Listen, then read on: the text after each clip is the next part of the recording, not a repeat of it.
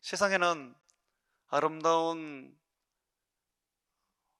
자연과 또 건축물, 또 아름다운 사람들이 참 많습니다.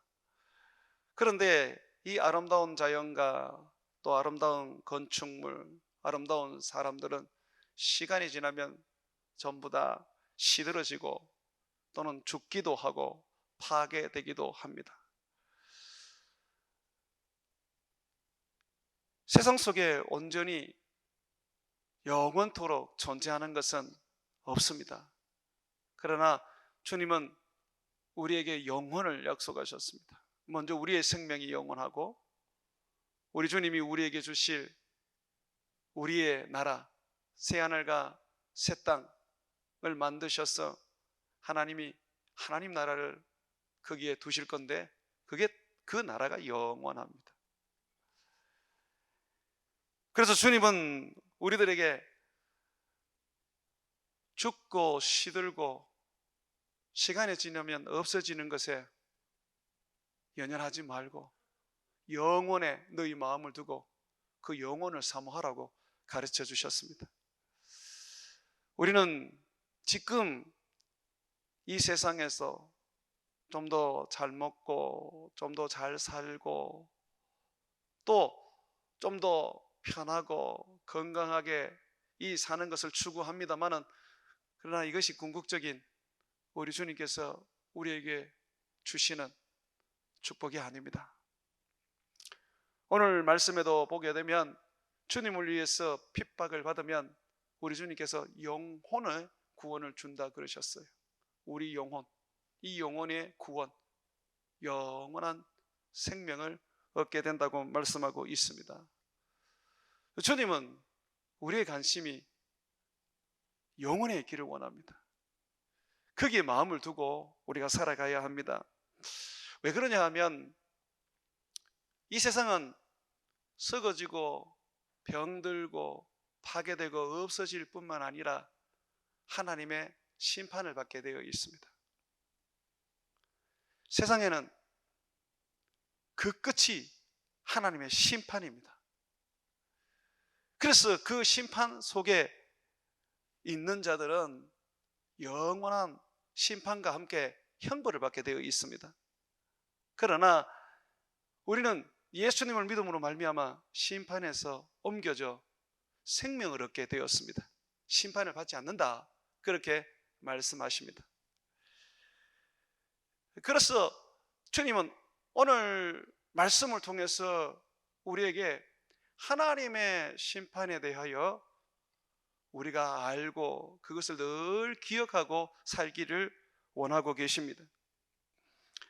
오늘 말씀을 보게 되면 어떤 사람이 예루살렘에 지어져 있는 성전의 그 아름다움을 가지고 예수님께 자랑을 했습니다.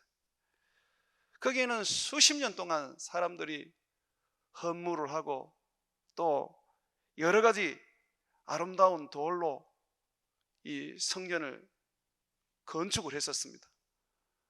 가히 그 성전은 세계적인 이름난 그런 아름다운 작품이었습니다. 그런데 예수님께서 뭐라고 말씀하시느냐면 6절에 한번 보십시오. 이것들이 날이 이르면 돌 하나도 돌 위에 남지 않고 다 무너져 버릴 것이다.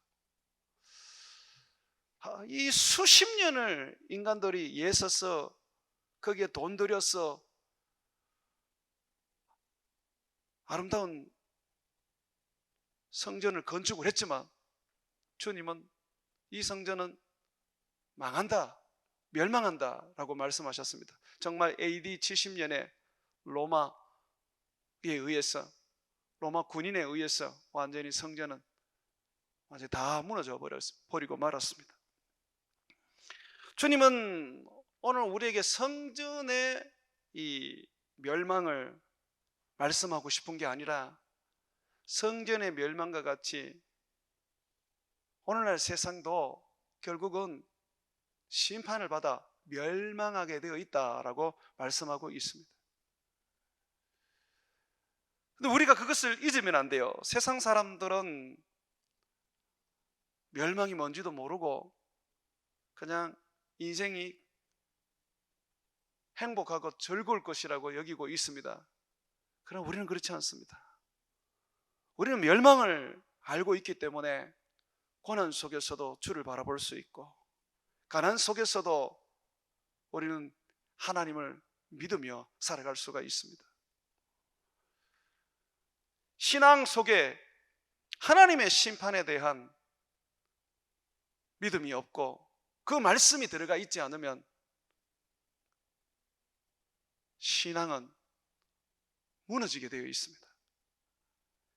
예수님이 구원자인 것을 믿어야 될 뿐만 아니라 예수님이 우리를 위하여 죽으시고 부활하고 성천하신 것을 믿어야 될 뿐만 아니라 예수님이 다시 이 세상에 재림하셔서 세상을 심판한다는 것을 믿어야 합니다. 심판이 있습니다. 이 심판대 앞에 우리는 서게 될 것입니다. 예수를 믿는 사람은 심판을 받지 않을 것입니다.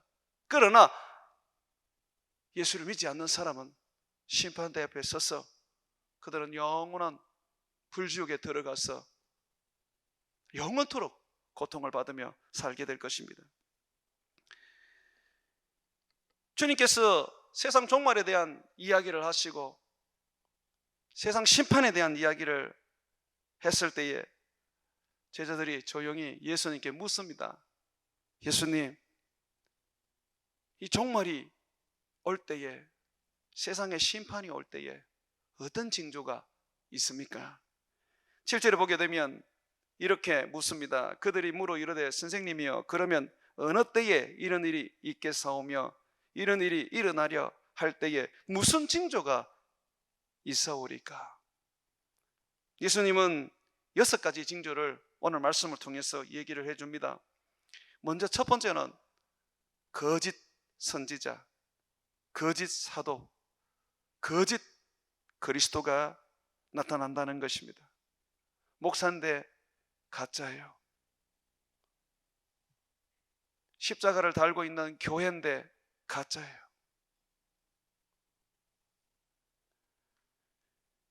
예수님께서는 마지막 종말, 이 종말이 가까워올수록 강하게 나타나는 것이 예수님은 거짓 선지자, 거짓 사도, 거짓 목사, 거짓 그리스도라고 말하고 있습니다.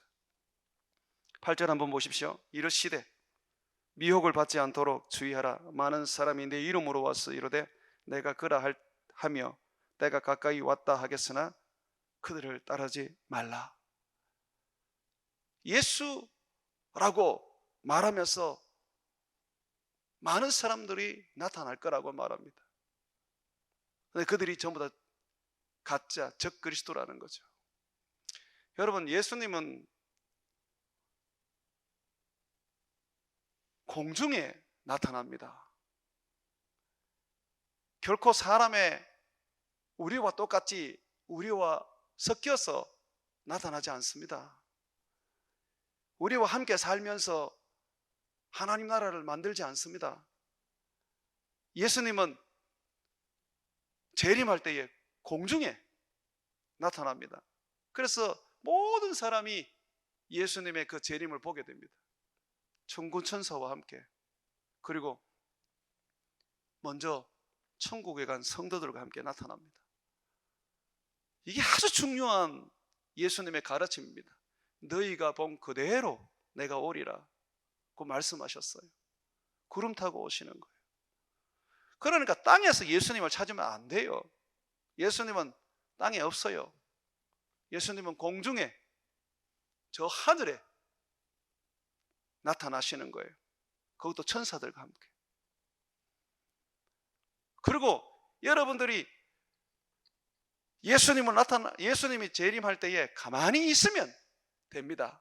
왜냐하면 예수님께서 천사를 보내어서 우리를 데리고 가십니다. 내 스스로 하늘로 올라갈 수 있는 것도 아니고, 내가 예수님을 봤다 그래서 예수님 저 좀 봐주세요 한다고 해서 예수님이 봐줄 수 있는 게 아닙니다. 정말로 거듭나고 믿음으로 산 사람은 주님이 말씀하셨습니다. 내가 천사를 보내어 그 천사를 통해서 이 끝에서 저 끝까지 내 백성을 모은다고 하셨어요. 그러니까 가만히 계세요. 예수가 서울에 있다, 예수가 저기 제주도에 있다, 그거 쫓아다니지 말고 그냥 가만히 계십시오. 하늘에 예수님이 재림했을 때도 마찬가지입니다. 가만히 계십시오. 본다고 해서 다 주님께서 그들을 하늘로 올리지 않습니다. 천국 갈 사람이든 지옥 갈 사람이든 모든 사람들이 다 예수님을 보게 됩니다. 그런데 천국으로 갈 사람은 천사가 데리러 옵니다. 그러니 여러분들이 예수님을 믿고 그 예수님을 기다린다면 공중에 나타나시는 예수님, 천사를 보내어서 나를 예수님께로 인도하시는 그 예수님을 기다리시면 되고 만나면 되는 거예요.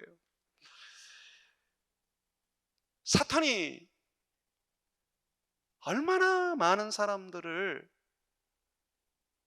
자기의 일꾼으로 세우면서 전부 다 예수님의 이름으로 예언하게 하고 예수님의 이름으로 설교하게 하고 또 예수님처럼 살게 합니다.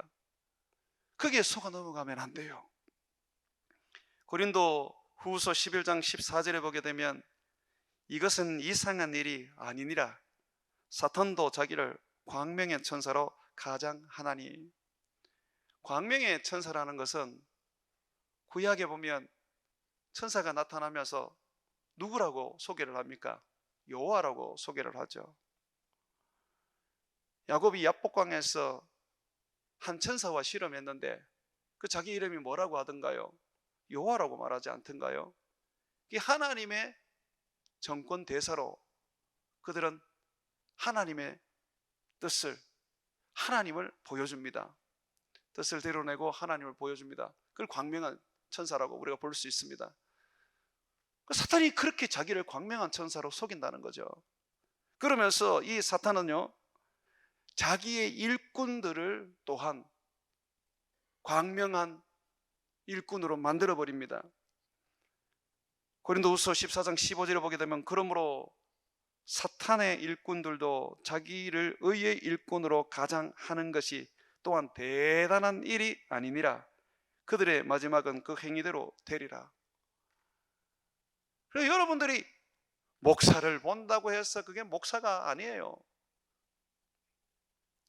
기도원의 원장을 여러분들이 만나서 그 기도원 원장을 통해서 병 고침을 받았다고 해서 그 사람이 사탄의 일꾼일 수 있습니다. 조심하셔야 됩니다. 왜냐하면 말세에는 사탄이 굉장한 능력과 이적을 행합니다. 그리고 그 이적과 기적을 또 그 능력을 그의 일꾼들에게 줍니다. 그러니까 말세에는요, 능력 가지고는 분간 못해요. 방언한다고 해서 분간 못하고 예언한다고 해서 분간 못해요. 안 해요. 귀신 쫓아내고 병 고친다고 해서 그 사람이 진짜라고 말할 수 없는 거예요. 그 사람의 삶을 봐야 됩니다. 주님은 무화과 나무에서 무화과가 열리는 것이지 가시나무에서 무화과가 열리는 건 아니라고 하셨어요. 그러니까 능력이 아닙니다. 은사가 아닙니다. 삶을 봐야 돼요. 아무리 설교를 잘하고 아무리 능력이 있는 그런 목사라도 삶이 안 되면 그 사람은 가짜입니다. 그런 사람들은 여러분이 가까이 하셔서는 안 됩니다. 결국은 여러분들이 미혹돼서 여러분들이 멸망할 수가 있습니다. 디모데전서 4장 1절에 말씀하시기를, 성령이 밝히 말씀하시기를 후일에 어떤 사람들이 믿음에서 떠나 미혹하는 영과 귀신의 가르침을 따르리라 하셨으니, 성령이 밝히 말씀하신 거예요. 이 말세가 되면 많은 사람들이 귀신의 가르침과 미혹하는 영에 빠져서 그 미혹하는 영을 따르게 됩니다. 그래서 우리들은 좀 경계해야 돼요. 목사들을 만나거나 기도 원장을 만나거나 누가 자기가 주의 종이라고 말하는 사람들을 만나면 경계해야 돼요. 오랫동안 그 사람을 지켜봐야 돼요. 그 사람이 하나님의 말씀대로 살고 그런 열매를 맺지 않으면 가짜입니다. 성령의 열매가 맺어지지 않으면 가짜입니다. 그냥 능력이 있으면 되지, 설교 잘하면 되지, 여러분이 미혹될 것입니다. 디모데후서 4장 3절에도 때가 이르리니 사람이 바른 교훈을 받지 아니하며 귀가 가려워서 자기의 사욕을 따를 스승을 많이 두고 또 그 귀를 진리에서 돌이켜 허탄한 이야기를 따르리라. 자기 귀에 좋은 소리하고 자기 마음에 맞으면 그냥 하나님의 종인 줄 알고 참 선지자인 줄 알고 그리스도인 줄 알고 따라가는데 망하는 길입니다. 결코 목사는 여러분의 마음에 좋은 설교를 잘 안 해줍니다. 성경에 있는 말씀을 그대로 전하면 그 성경에 있는 말씀은 우리를 책망하고 우리를 의로 교육해서 바로 잡습니다. 그래서 좋은 설교, 내 귀에 편한 설교를 자꾸 추구하면 결국은 망합니다. 미혹됩니다.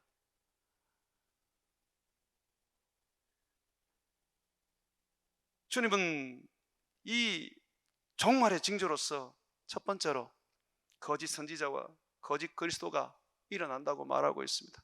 정말 엄청 지금 일어나고 있습니다.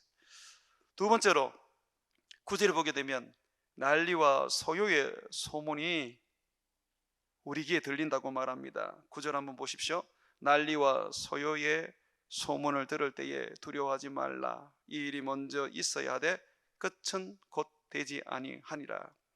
이 난리라는 것은 여러분들이 잘 이해를 하십니다. 물난리도 될 수도 있고 또는 어떤 폭탄 테러 같은 것이 일어나도 난리가 나는 것이죠. 자, 또 소요가 뭐냐면요, 하나 예를 든다면 지금 일본의 핵 오염수가 바다에 방류되면서 이거로 인해서 지금 우리나라에도 지금 소요가 일어나고 있습니다. 다 죽는다. 핵에 오염되어서 우리는 다 죽게 될 것이다.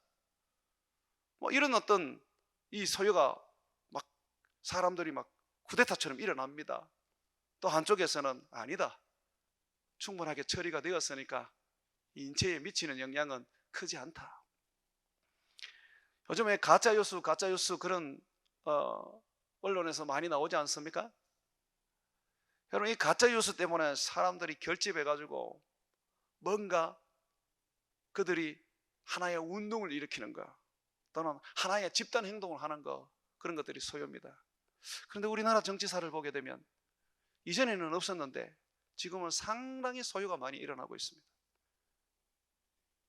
종말이니까 일어날 수밖에 없는 것이죠. 우리 대한민국 더 이상 좋은 세상 만들어내지 못합니다. 민주주의 어려울 겁니다. 이제는 죄를 지어도 그냥 덮어지고 자기가 원하는 죄인이라 할지라도 사람들이 그냥 지도자가 되어서 공의도 없어지고 그냥 나라가 완전히 패거리 정치가 앞으로 될 겁니다. 그게 소요예요, 소요. 자, 세 번째로 전쟁입니다. 10절에 보게 되면 이르시되 민족이 민족을, 나라가 나라를 대적하여 일어나겠고, 민족과 민족이, 나라가 대적하면서 지금 전쟁이 일어납니다. 근데 이 전쟁들은 끊임없이 지금도 일어나고 있고 이전에도 일어났었습니다. 자, 네 번째로 재난입니다. 11절에 보게 되면 곳곳에 큰 지진과 기근과 전염병이 있겠다라고 말씀하고 있습니다. 큰 지진이 일어나고 있고 기근이 생겨나고 있고 또 전염병이 곳곳에서 나고 있습니다. 자, 그런데 계시록에 보게 되면 늘 지진이 일어나고 기근도 생기고 전염병도 생기는데요, 갈수록 더욱더 이 재난이 더 커진다는 것입니다. 지금이 그 시대입니다. 뭐 홍수만 나도 그냥 언론에서 기상관측 이래로 가장 많은 폭우가 쏟아졌다, 기상관측 이래로 가장 무더운 날씨를 기록했다, 이런 이야기를 합니다. 계시록에 보게 되면 처음에는 이렇게 재난이 오다가, 그 다음에는 이렇게 재난이 오다가, 나중에는 이렇게 재난이 오는 거예요. 그러니까 옛날에도 지진이 일어났으니까 뭐 괜찮아, 옛날에도 뭐 전염병이 있었어 괜찮아, 아니에요. 지금은 차원이 다릅니다. 더 크고 더 죽어가는 사람들이 더 많습니다. 세계 곳곳에 불이 나가지고 숲들이 다 타고 있지 않습니까? 많이 타버렸고, 그런 일이 이전에 있었습니까? 없었지요. 지금 갈수록 더 많은 일들이 일어납니다. 다섯 번째, 이건 아직까지 일어나지 않았어요. 11절 후반절에 보게 되면 무서운 일과 하늘로부터 큰 징조들이 있으리라. 이 하늘로부터 큰 징조가 있다는데 어떤 징조를 말하느냐 하면, 마태복음 24장 29절에 보게 되면 그날 환난 후에 즉시 해가 어두워지며 달이 빛을 내지 아니하며 별들이 하늘에서 떨어지며 하늘의 권능들이 흔들리리라. 그때에 인자의 징조가 하늘에서 보이겠고, 그때에 땅의 모든 족속들이 통곡하며 그들이 인자가 구름을 타고 능력과 큰 영광으로 오는 것을 보리라. 그가 큰 나팔 소리와 함께 천사들을 보내리니 그들이 그의 택하신 자들을 하늘 이 끝에서 저 끝까지 사방에서 모으리라. 이건 아직까지 안 일어났어요. 여러분, 해가 빛을 잃어가고 달이 빛을 잃고 별들이 떨어지거든, 그때가 완전히 끝인 줄 아십시오. 그게 아직까지 일어나지 않았기 때문에 아직은 완전한 끝이 아닙니다. 지금 우주에서 일어나야 할 이 해도 빛을 잃고 달도 빛을 잃고 별들도 빛을 잃고 지금 그냥 천체가 그냥 다 망가지는 그 일은 아직까지 일어나지 않았습니다. 그러나 이 일이 일어납니다. 그때가 바로 곧 예수님 온다는 것을 기억하십시오. 그게 마지막 여러분들이 하늘을 통해서 볼 수 있는 부분입니다. 자, 여섯 번째로 보게 되면 박해입니다. 12절부터 보게 되면 이 말씀을 하고 있습니다. 이 모든 일 전에 내 이름으로 말미암아 너희에게 손을 대어 박해하며 회당과 옥에 넘겨주어 임금들과 집권자들 앞에 끌어가려니와 이 일이 도리어 너희에게 증거가 되리라. 많은 박해가 나라로부터, 권력을 가진 사람들로부터 생겨나게 됩니다. 우리나라는 일본과 또는 공산주의 그 과정을 거치면서 그런 박해가 있었고 지금은 없습니다만, 그러나 앞으로 일어날 것입니다. 앞으로는 일어납니다. 지금 중국은 엄청난 박해를 받고 있고, 중국뿐만 아니라 무슬림에 살고 있는 그리스도인들은 한치 앞을 내다보지 못하면서 예수님을 믿고 있습니다. 그냥 잡히면 가족들에게도 살해당하고. 여러분, 가장 인구가 많은 나라가 중국인데요, 중국의 선교사들을 다 추방했습니다. 그 다음에 인구가 많은 나라, 어떻게 보면 중국보다 더 많을 수도 있는데요, 인도입니다. 인도에서도 선교사를 다 추방했습니다.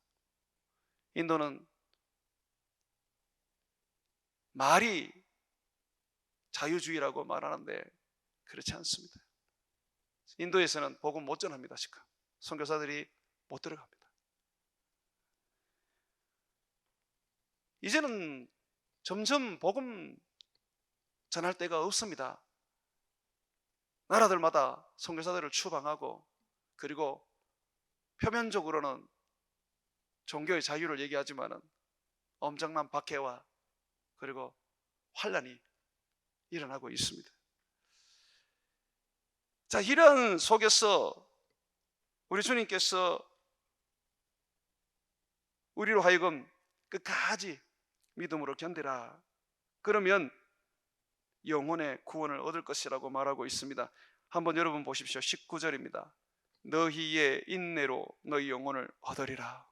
그 말세에 살아가는 성도들이 믿음 다음으로 가져야 할 성품이 있다면, 이 능력이 있다면 인내입니다. 진짜 버틸 줄 알아야 돼요. 예수님 오시는 그날까지 흔들림 없이 어떤 유혹과 핍박이 있어도 끝까지 예수님을 믿는 그 믿음, 그 인내하는 믿음이 있어야 하는 거죠. 우리가 핍박을 받을 때에 우리는 죽기도 합니다. 18절에 보게 되면 너희 머리털 하나도 상하지 아니하리라. 그러니까 안 죽는다, 크게 환난을 당하지 않는다라고 생각하는데 안 그렇습니다. 우리가 부활을 하게 될 때에 우리는 새 몸을, 부활의 몸을 입고 다 우리 몸이 다시 살아나게 됩니다. 주님은 지금 너희가 핍박받고 죽지 않을 거다라고 하는 말이 아닙니다. 우리는 다시 살 것이기 때문에 머리털 하나도 상하지 않는다고 말씀하는 겁니다. 19절에 보니까 그 말씀이 분명하게 증명이 됩니다. 너희의 인내로 너희 영혼을 얻으리라. 그죠? 너희 육체는 핍박 때문에 죽을 것이지만 너희 영혼의 구원을 얻으리라 고 말하고 있습니다. 성경은 믿음의 결국은 영혼 구원이라고 말하고 있어요. 이 육체는 병들어 죽기도 하지만 핍박받아서 죽기도 합니다. 그러나 우리는 그 죽음을 두려워하지 않습니다. 끝까지 믿음을 붙잡고 삽니다. 왜 그렇습니까? 우리 영혼이 구원을 얻는 것이죠.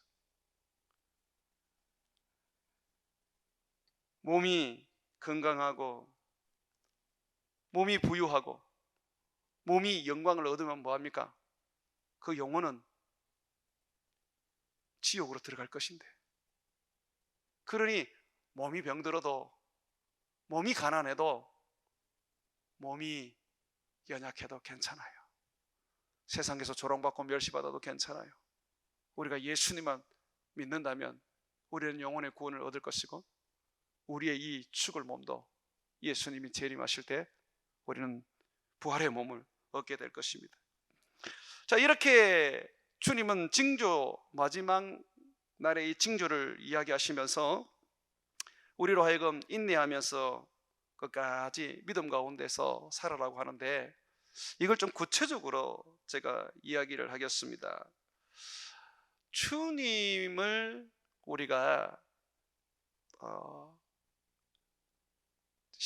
주님이 심판하시는 그 날을 우리가 바라보고 그것을 사모하고 사는 그 신앙, 그 신앙이 우리로 하여금 온전한 믿음과 그리고 인내를 가져다 줍니다.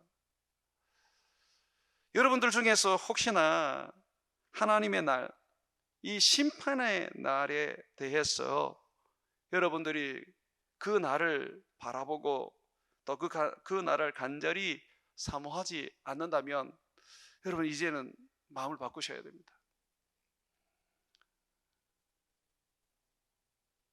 제가 어느 목사님을 만났더니 그 목사님은 죽으면 누구나 다 가는 천국, 그 천국에 뭐 그렇게 목숨을 거나 그냥 이 땅에서 뭔가 그래도 살아있을 때 뭔가 열심히 하고 또 어떤 업적도 남기고 뭔가 내게 주어진 것에 내가 어떤 열매도 맺어야 되지 않나.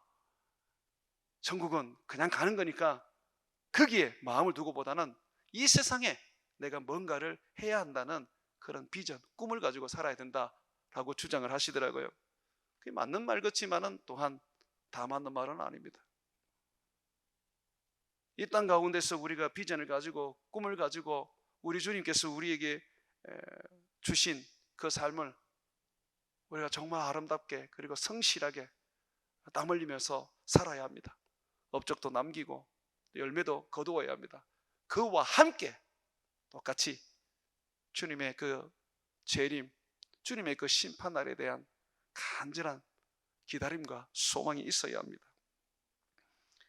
성경 하나 찾아보겠습니다. 베드로후서 3장 6절에서 14절입니다. 노아 시대 때는 물로 세상이 심판을 받았습니다. 그런데 이제 주님이 심판할 앞으로의 세상은 불로 심판을 받습니다. 물이 아닙니다. 불입니다. 불로 심판을 받게 되어 있습니다. 베드로후서 3장 6절에서 제가 14절까지 한번 읽어보겠습니다. 이로 말미암아 그때의 세상은 노아 시대입니다. 물이 넘침으로 멸망하였으되 이제 하늘과 땅은 그 동일한 말씀으로 불사르기 위하여 보호하신 바 되어 경건하지 아니한 사람들의 심판과 멸망의 날까지 보존하여 두신 것이라. 주님께서 지금 불심판을 하시려고 하신다고 말하고 있습니다.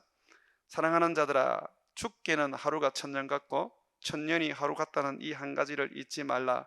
주의 약속은 어떤 이들이 더디다고 생각하는 것 같이 더딘 것이 아니라 오직 주께서는 너희를 대하여 오래 참으사 아무도 멸망하지 아니하고 다 회개하기를 이르기를 원하시느니라.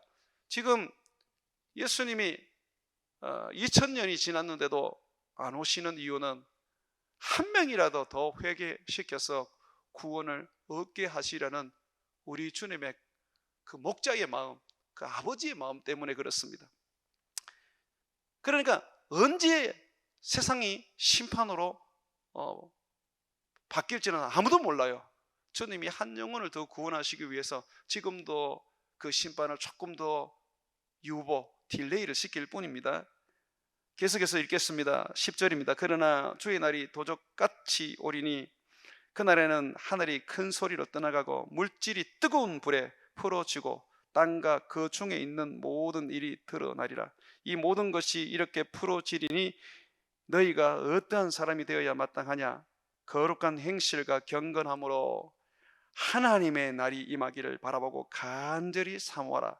그날에 하늘이 불에 타서 풀어지고 물질이 뜨거운 불에 녹아지려니와 우리는 그의 약속대로 의가 있는 곳인 새하늘과 새 땅을 바라보도다. 그러므로 사랑하는 자들아, 너희가 이것을 바라보나니 주 앞에서 점도 없고 흠도 없이 평강 가운데서 나타나기를 힘쓰라.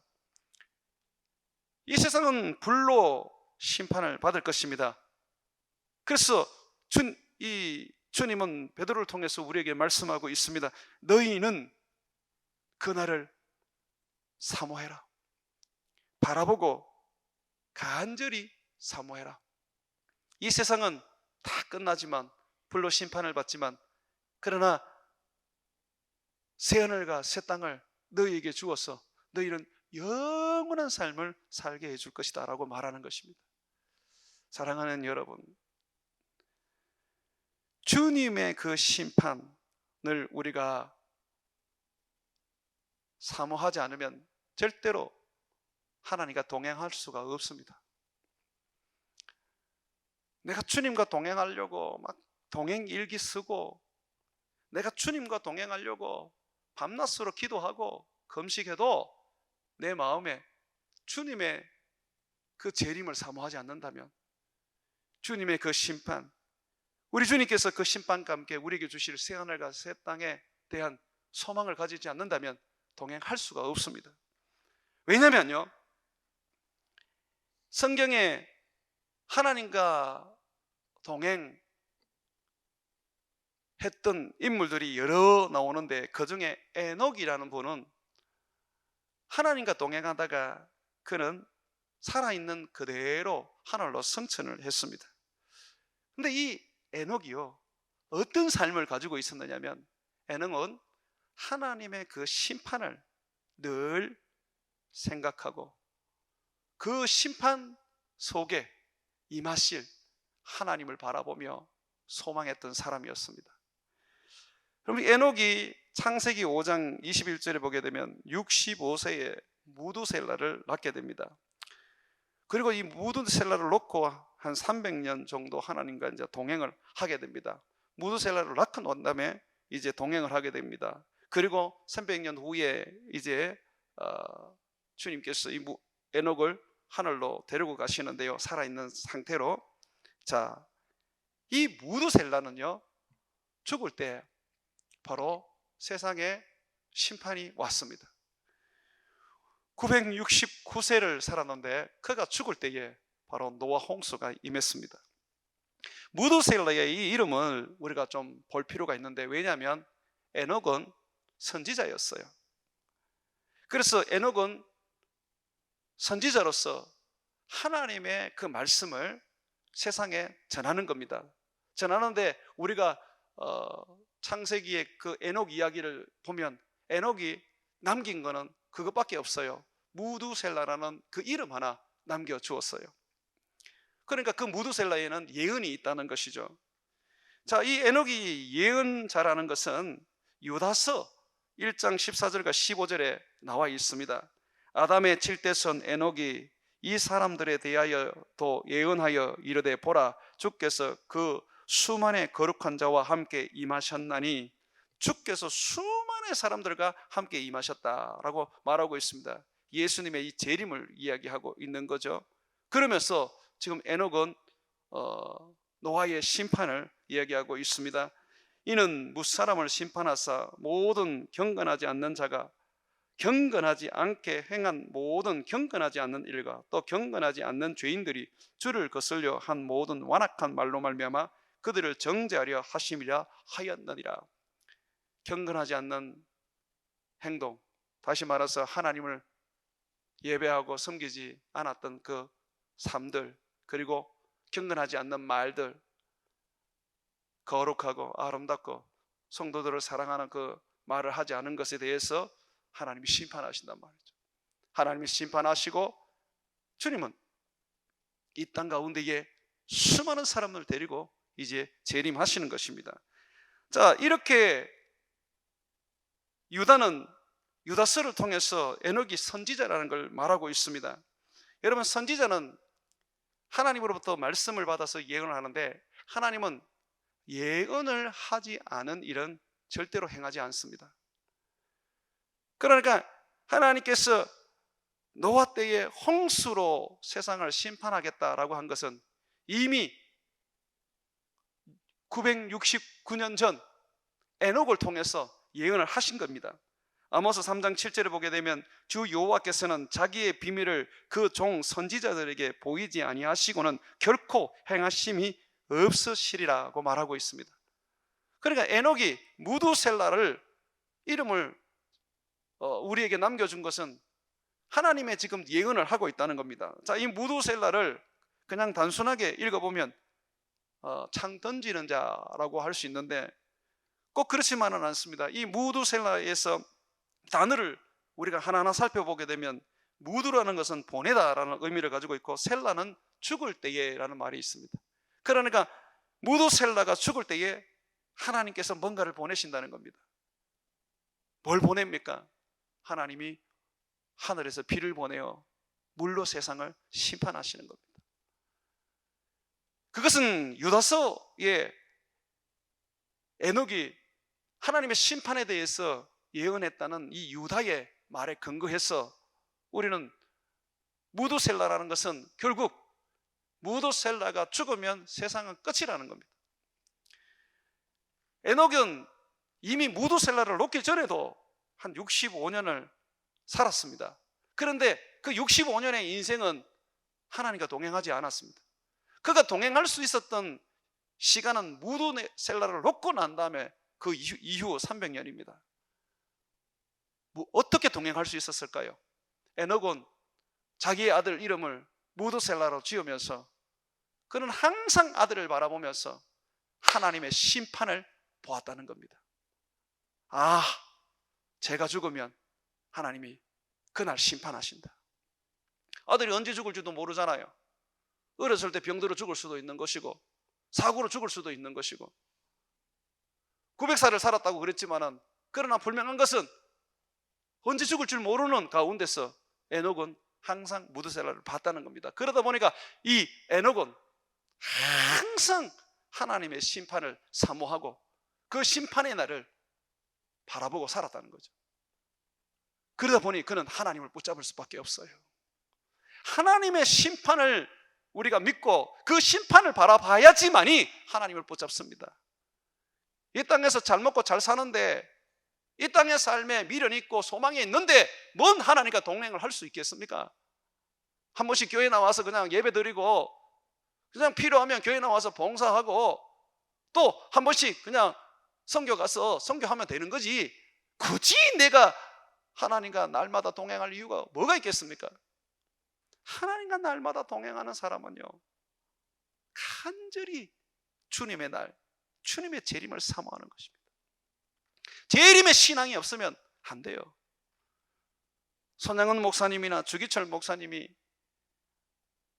정말 훌륭한 목사라는 것을 우리가 인정할 수밖에 없는 것은, 그분들은 늘 먼 하늘의 구름만 봐도 예수님이 오시는가 하면서 마음이 설렜다고 합니다. 우리가 이 신앙을 지금 가져야 돼요. 주님의 그 심판, 온 세상을 심판하실 그 날을 우리가 사모하고 그걸 기다려야 하는 것입니다. 신부가 신랑을 기다리듯이 말입니다. 우리 인생 언제 끝날 줄 모릅니다. 내일 예수님이 오실 수도 있고 모레 예수님이 오실 수도 있습니다. 그때 예수님을 우리가 만나게 된다면, 정말 우리가 예수님을 기대하지 않고 만나게 된다면 얼마나 부끄럽겠습니까? 육적으로 살다가 그냥 주님 만나게 되는 상황이 되는 겁니다. 예수님을 믿는다면, 내가 예수님을 나의 주인으로 영접하고 그분을 섬긴다면, 우리는 예수님의 그 재림을 소망하고 그 재림을 바라보아야 합니다. 베드로후서 3장 12절에서 베드로가 말하고 있는 것처럼 하나님의 날이 임하기를 바라보고 간절히 사모하라고 하신 말씀처럼 우리의 마음에 주님에 대한 소망이 있어야 합니다. 무엇을 먹을까? 무엇을 마실까? 무엇을 입을까? 그것보다 우리는 주님을 기다리는 순결한 신부가 되어야 합니다. 사랑하는 성도 여러분, 우리는 지금 마지막의 징조들을 다 보고 있고 체험하고 있습니다. 그 강도는 옛날에 비해서 더 강하게 나타나고 있습니다. 이 마지막 징조를 보면서 우리는 주님 사모해야 합니다. 주님을 사모해야 됩니다. 이 땅에 다시 오셔서 우리를 온전히 건져주시고 부활의 몸을 주셔서 새하늘과 새 땅에서 영생을 살게 해주실 그 주님을 바라보아야 합니다. 이 신앙이 없이는 절대로 주님과 동행하기를 꿈도 꾸지 마십시오.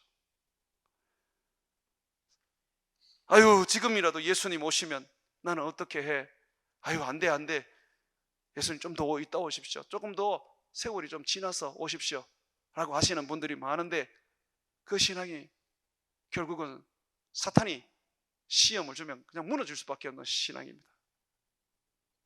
주님 사모하십시오. 이 세상을 심판하러 오시는 주님, 우리에게 새하늘과 새 땅을 주러 오시는 우리 주님, 그날을 사모하십시오. 주님을 사모하고 그 주님을 우리가 잡아야지만이 세상의 미련을 떨치고 영적으로 살 수 있고 성령님과 동행하면서 살아갈 수가 있고 사람을 사랑할 수도 있습니다. 욕심을 떨치지 않고는 롯의 처처럼 그렇게 죽을 수밖에 없어요. 주님 바라봐야 합니다. 이것이 믿음입니다. 다 내려놓고 주님만 바라볼 수 있는, 우리 주님만 소망할 수 있는 저와 여러분 되시기를 주의 이름으로 축원을 드립니다.